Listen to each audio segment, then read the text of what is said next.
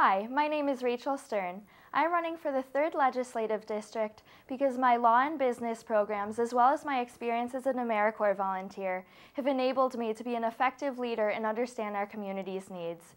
You should vote for me because I believe in working across both sides of the aisle, regardless of zip code or tax bracket, to continue proposing effective legislation and move our region forward.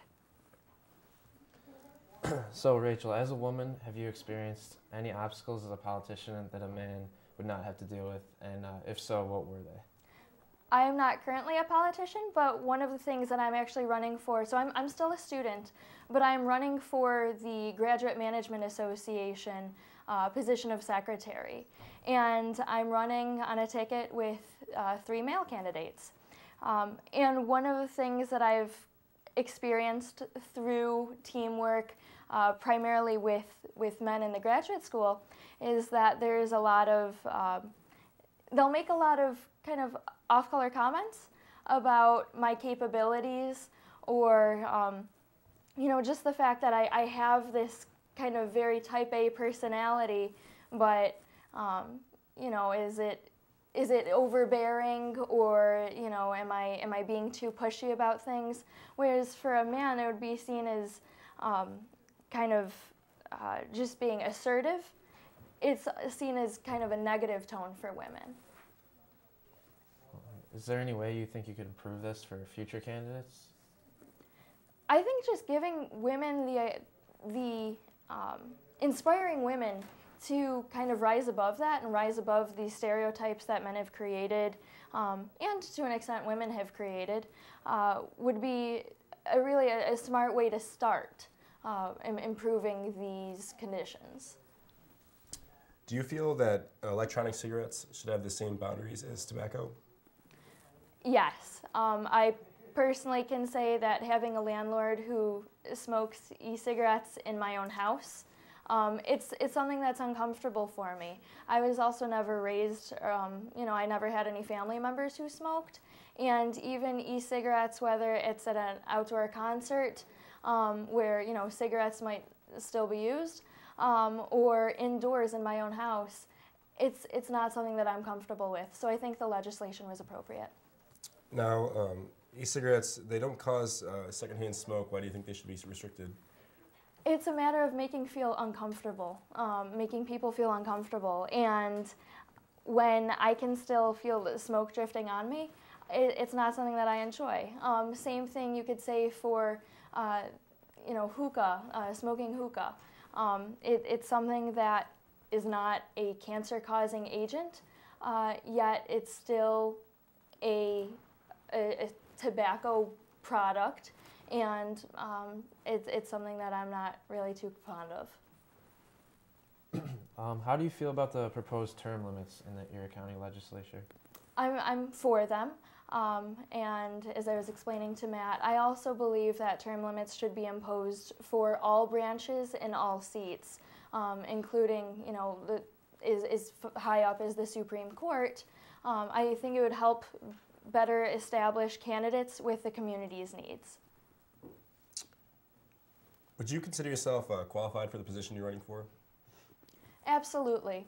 I'm currently a law and business student, so I understand both the economic development side coming from a business aspect and from a legal aspect. I'm also an AmeriCorps volunteer. I had actually served a term at Bennett High School as an AmeriCorps Vista, and I understand the different needs of you know, various socioeconomic backgrounds. And I think that, along with a real drive and passion, make me a qualified candidate. Okay. So how would you apply your international studies degree to the Erie County Legislature? I think international studies, so my interest in pursuing international studies was actually for international human rights law. And while that is what I intended to do as a career path, it switched when I became an AmeriCorps volunteer and realized that we shouldn't disregard the issues within our own backyard. And so, you know, issues like, you know, even having heat every night. Not all families have that. Or, you know, the homeless population. I think being able to look at it from a sense of human rights and certainly human needs, particularly within Buffalo, especially during extreme climates, is really important. And how do you propose to bring those changes to Buffalo, like in regards to human rights issues that go on? I would like to create more legislation specifically to protect the homeless population. So currently there's a program called the McKinney-Vento Act, which helps students who are homeless basically, instead of requiring a specific bus pass from, say Utica Street to to Elmwood Avenue if they're attending McKinley High School, it allows them to go anywhere within the city, because they might be at a homeless shelter or staying at a neighbor's house or something like that. I think we should allow that for all homeless residents, and so not just the students, because the number of times I've had someone come up to me asking for money for a bus, for a bus ride, it's countless, and I'd like to see that change. Great. And what about past Buffalo legislation would you do differently?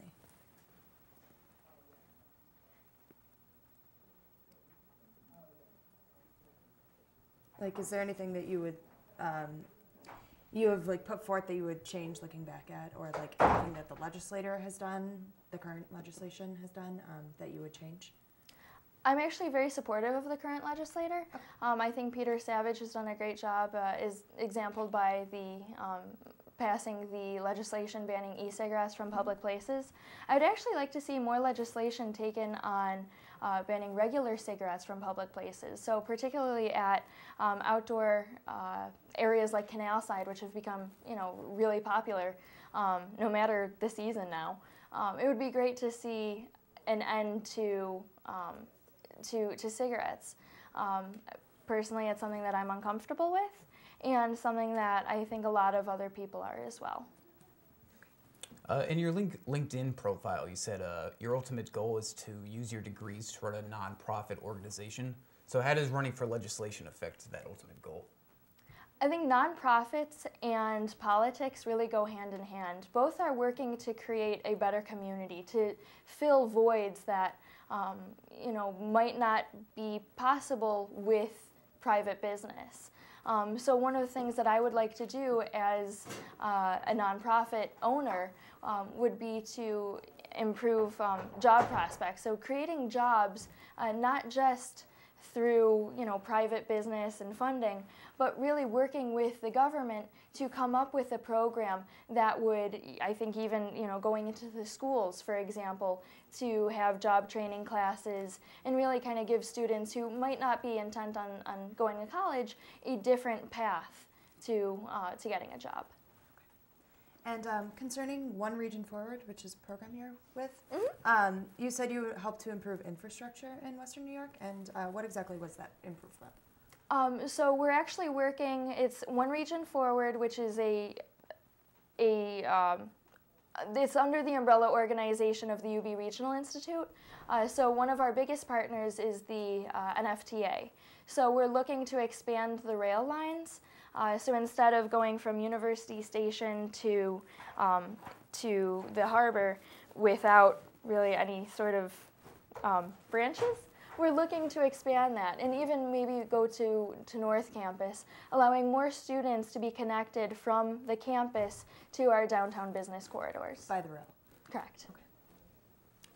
So how has WomenElect prepared you for campaigning? Is there one thing that you would like to change about the organization as well? It's helped me tremendously in understanding what goes into a campaign. It isn't just about, what you know or what you think you're capable of. It's about how do you fundraise, how do you use your networks to really expand your capabilities. Every president has a cabinet, and that cabinet are people who are incredibly skilled in different areas. I think by connecting with some of the people that I've been able to thus far, I've been able to improve my own qualifications and also know who I can go to when there is something that I need help with. And the one thing that I wouldn't necessarily change, but I would look into is advising kind of helping advise people like myself who are not as well connected as some of the other participants on different ways to fundraise beyond just going to family members, friends, and so forth. Because raising $2,000 on my own, it's a little scary, it's a little intimidating, but I'm up for the challenge. And, Time for one more question. okay, Governor Cuomo came yesterday to Buffalo and he proposed an increase in the minimum wage. What are your thoughts on that? I completely support it. I think enabling people who are working 2 or 3 jobs to cut that down and spend more time with their families and not worry about having to put food on the table is absolutely necessary. And it's something that, particularly in this part of the state, we need to see. And would you support raising it to more than Governor Cuomo's proposed, which I think is $10.50, or would you keep it at that? I think so long as the cost of living in Erie County doesn't rise up too much, I would support that. However, Support which one? $10.50. Okay. However, one of the concerns that I have, as well as my classmates and my peers, is that the cost of living in Erie County, if you want an apartment in some of the trendier spots, say like the Elmwood Village, or even where I live, which is in North Buffalo near Hurdle Avenue, the rent has become a little bit unaffordable, and to the point where I've actually had to increase my student loans in order to be able to pay for it.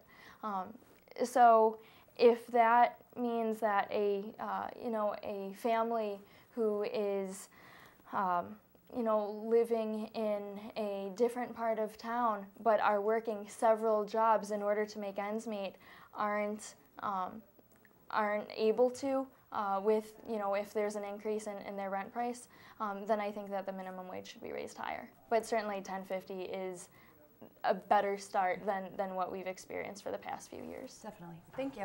Thank you so much. Hi, I'm Maggie Hamilton. I'm running for the City of Buffalo Common Council for the Fillmore District. I believe that I'm a good candidate because I have a master's degree in local government management, and I have a lot of experience in real estate development here in Buffalo. And I'm very excited to bring that experience to the Fillmore District and lift them up to the rest of the city's level of momentum in development, in redevelopment, and in growth. So Ms. Hamilton, what do you see as the major needs of the Fillmore District? I think there's been a massive population loss there in the last decade, and while that is turning around slightly, I think there's a lot of infrastructure needs such as medical, grocery, transportation that needs to be addressed. And how do you plan on addressing these issues? Well, currently I'm lucky enough to be working with a developer who owns some properties in the Fillmore District on Broadway. And we're in the process of creating a plan to meet some of those needs, and we're working with several of the community organizations. And as I run for office, I plan to continue those relationships and creatively problem solving to bring grant money and attention to the Fillmore corridor and to Broadway corridor. Seeing that you were a consultant for the League of American Bicyclists, will you attempt to establish better conditions for all forms of transportation, or do you see any potential laws that could be established? I believe that transportation and innovative transportation is a very large issue in the city of Buffalo. There is population growth there, and it's younger people, and they want creative transportation options. I think complete streets and bicycles are a great solution. I think we have to be creative and work with what we have, but I think there's ways to accomplish those goals and create access for residents and for future residents to help them, to help draw them into the area.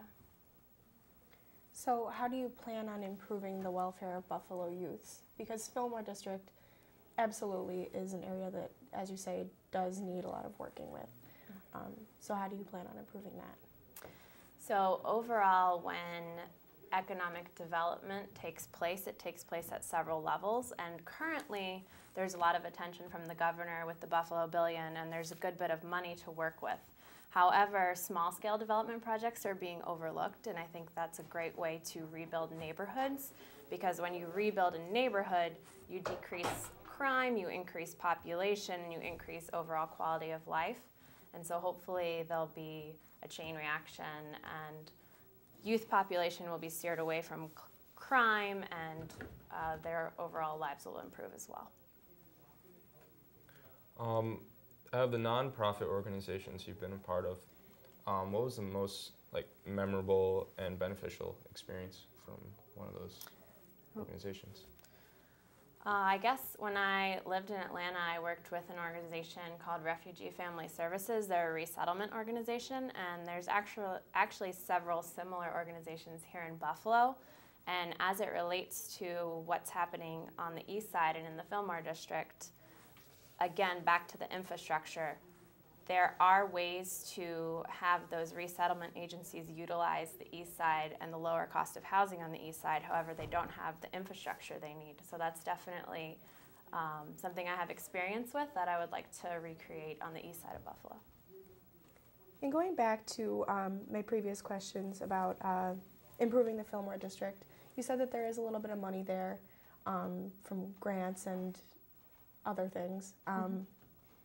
So where is that money coming from, and how do you plan on utilizing it? So the governor has given Buffalo access in the form of the Buffalo Billion Fund. He's designated $30 million for development projects.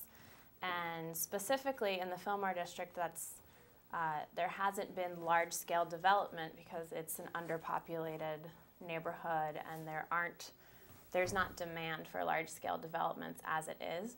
So I would want to focus more on smaller scale programs such as the National Historic Trust for Preservation's Main Street program. And if Fillmore were to be designated as a Main Street, there's a large amount of federal money they could be eligible to